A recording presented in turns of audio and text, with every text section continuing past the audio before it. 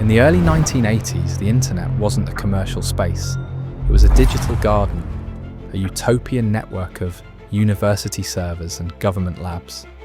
Only a few tens of thousands of machines, connected by trust.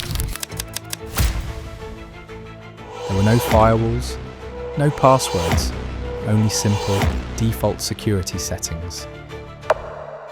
But that all changed on November 2nd, 1988, in a dimly lit dorm room at Cornell University. A 23-year-old grad student named Robert T. Morris was preparing for a simple experiment. He wanted to count the garden. He wanted to know the true size of this new digital world. He wrote a short, elegant program he called a worm.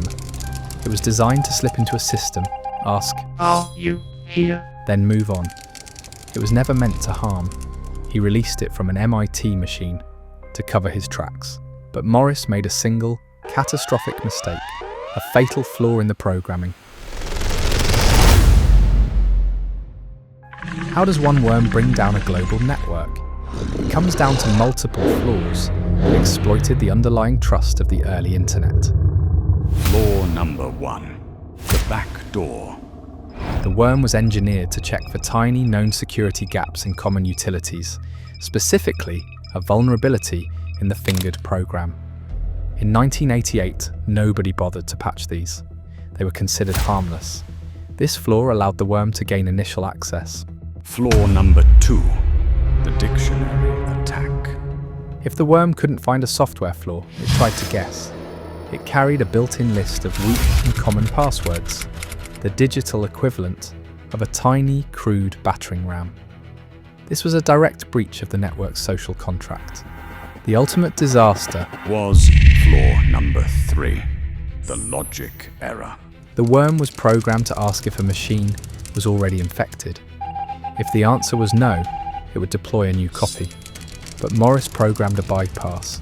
After checking 7 times, even if the system replied, "Yes, I'm infected," the worm was programmed to deploy a new copy anyway.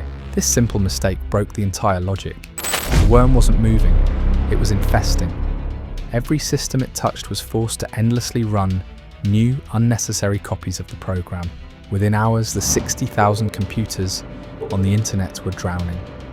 The worm did not steal files, it didn't plant malware. It simply performed a denial of service by clogging all available memory. Emails stopped, data flows halted, vital military and university functions slowed to a crawl. The network had suffered its first massive heart attack. Across the country, administrators were in full panic. Systems at NASA, Harvard, Johns Hopkins, all down. Teams resorted to the most primitive defense, physically disconnecting cables. They had to quarantine the entire internet, box by box. Meanwhile, Morris realized the horrifying scope of his error. He tried to send an anonymous apology and patch across the network. The irony was tragic. The very network the worm had crippled was now too slow to deliver the cure.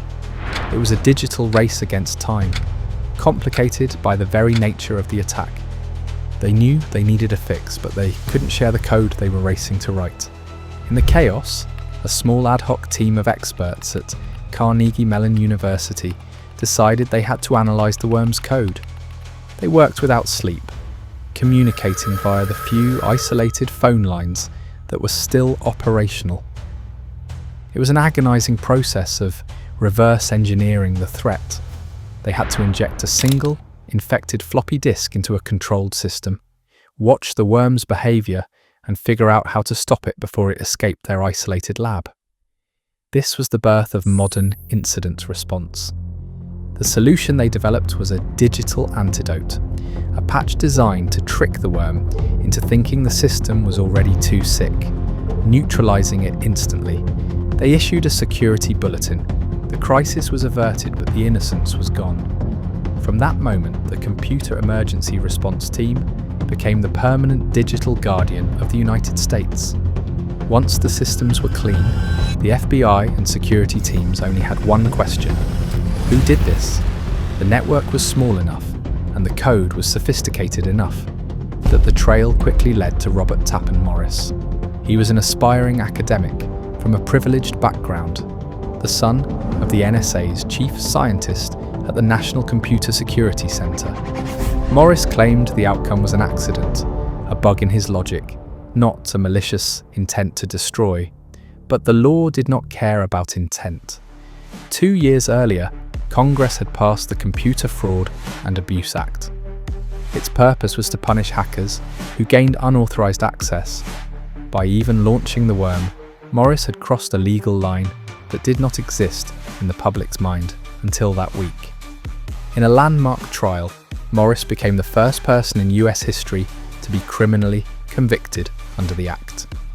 He was spared prison, receiving probation, community service, and a fine. But the message was clear. The internet was no longer a sandbox.